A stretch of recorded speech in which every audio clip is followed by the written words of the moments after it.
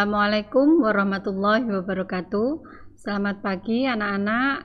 Jumpa kembali dengan saya Ibu Lulu dalam mata pelajaran kimia.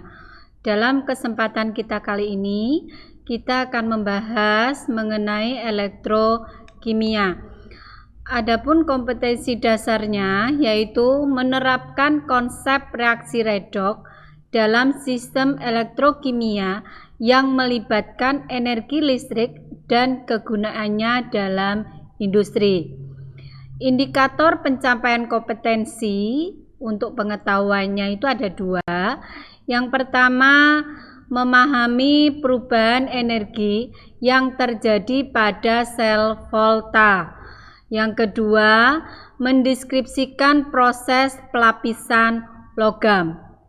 Untuk indikator pencapaian kompetensi keterampilan juga ada dua, yaitu yang pertama, menghitung potensial sel E-sel menggunakan data potensial reduksi standar. Yang kedua, mempresentasikan proses pelapisan logam. Tujuan pembelajaran pada kali ini kita akan menjelaskan perubahan energi yang terjadi pada sel volta. Yang kedua, menjelaskan reaksi yang terjadi pada anoda dan katoda. Kita akan membahas yang pertama dulu, yaitu mengenai sel elektrokimia.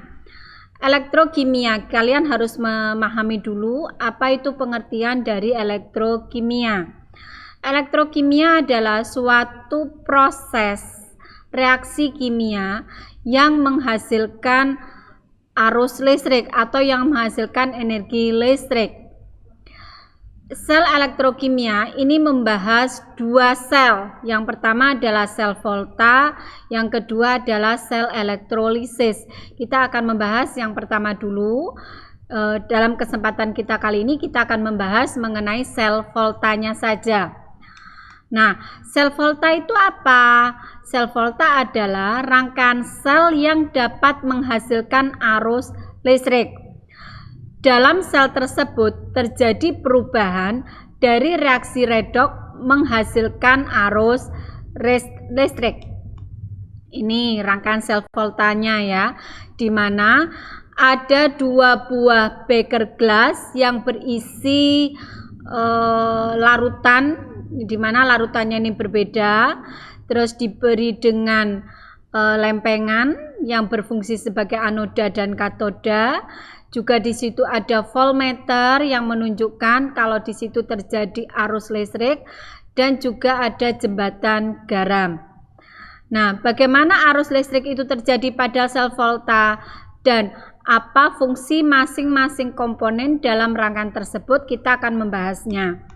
Nah, rangkaian sel volta dalam percobaan tadi di mana terdapat dua larutan yang berbeda, yaitu larutan ZnSO4 atau zinc sulfat dan tembaga sulfat, di mana konsentrasinya masing-masing 1 molar. Nah, Zn-nya ini bertindak sebagai anoda ya. Bertindak sebagai anoda, maka dia berfungsi sebagai elektroda negatif. Sedangkan Cu atau tembaganya berfungsi atau bertindak sebagai katoda, maka dia memiliki elektrodanya positif. Nah, di situ juga ada jembatan garam, di mana jembatan garamnya itu berisi larutan garam KNO3 yang diikat dengan agar-agar. Pada sel volta itu terjadi reaksi reduksi dan oksidasi. Nah, yang bertindak sebagai oksidasi itu adalah Zn ya, Zn, maka terjadi reaksi oksidasi, yaitu Zn menjadi Zn2+ plus 2 elektron, di mana E-nya adalah plus 0,76 volt.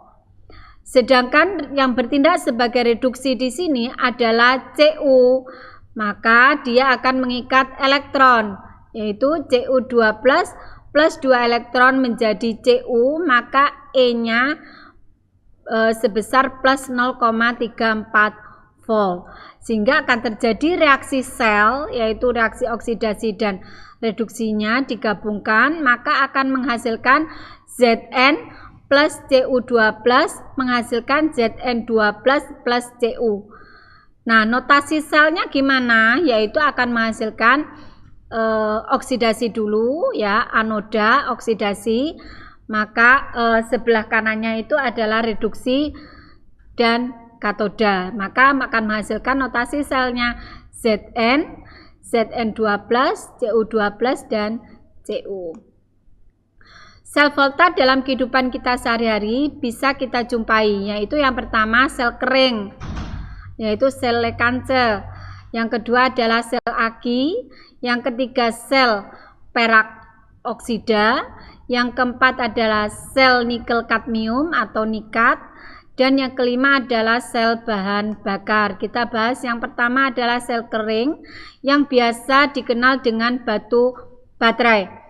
Di mana sel kering atau batu baterai itu terdiri dari katoda yang berasal dari karbon yang warnanya hitam itu ya, itu bertindak sebagai katoda, dan anodanya adalah logam zinc yang di ujungnya baterai. Sedangkan elektrolit yang dipakai berupa pasta campuran MnO2, serbuk logam, dan NH4Cl.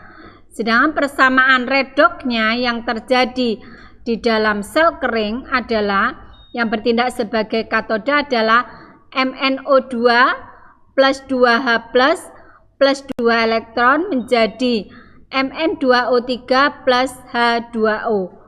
Sedangkan yang bertindak sebagai anoda di sini adalah zincnya, Zn-nya, yaitu Zn menjadi Zn2 plus 2 elektron. Sehingga akan terjadi reaksi selnya yaitu 2MnO2 plus 2H plus Zn akan menghasilkan Mn2O3 plus H2O plus Zn2 plus. Itu untuk sel kering atau batu baterai. Yang kedua adalah sel aki.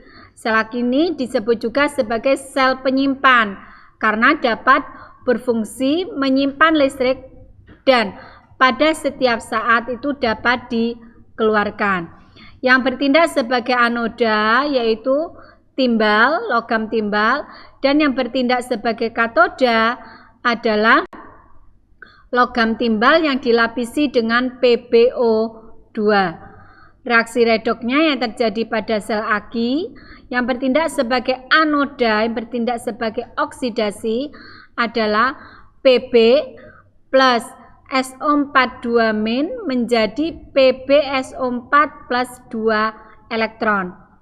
Sedangkan pada katodanya atau reaksi reduksinya adalah PbO2 plus SO42- plus 4H plus 2 elektron menghasilkan PbSO4 plus 2 H2O.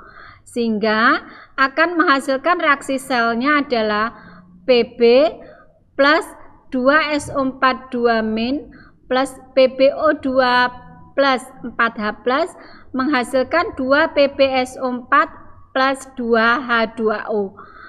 Dalam pengisian aki itu akan terjadi reaksi itu ya, 2 PbSO4 plus 2 H2O menghasilkan Pb plus 2 SO42- plus PbO2 plus 4H+. Itu untuk sel aki. Sedangkan yang ketiga adalah sel perak oksida. Biasanya sel ini banyak digunakan untuk arloji, kalkulator, dan alat elektronik. Sedangkan reaksi yang terjadi adalah pada anoda itu ya, Zn plus 2OH- menjadi ZnOH2 kali plus 2 elektron. Pada katodanya yaitu Ag2O plus H2O plus 2 elektron menjadi 2Ag plus 2OH-. Sedangkan reaksi selnya yang dihasilkan adalah Zn plus Ag2O plus H2O menjadi ZnOH2 kali plus 2Ag. Sedangkan potensial sel yang dihasilkan adalah 1,34 volt. Yang keempat adalah sel nikel kadmium atau nikat, yang merupakan sel kering yang dapat diisi kembali, yaitu yang bisa dicas ya. Anodanya terbuat dari kadmium dan katodanya berupa Ni2O3 atau pasta. Sedangkan beda potensial yang dihasilkan sebesar 1,29 volt.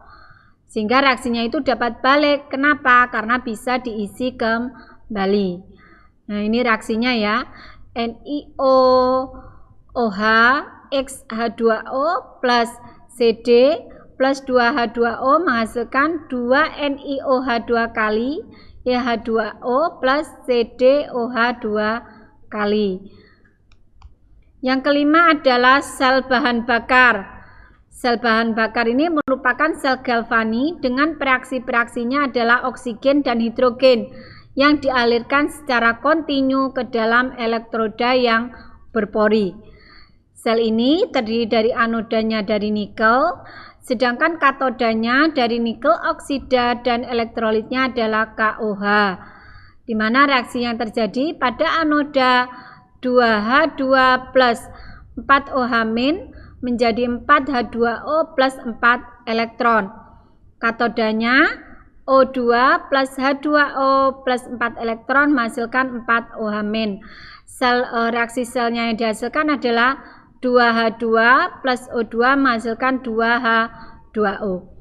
Demikian anak-anak untuk pembahasan sel volta, sedangkan nanti untuk sel elektrolisisnya akan dibahas minggu berikutnya. Sampai ketemu minggu depan. Jangan lupa jaga kesehatan. Assalamualaikum warahmatullahi wabarakatuh.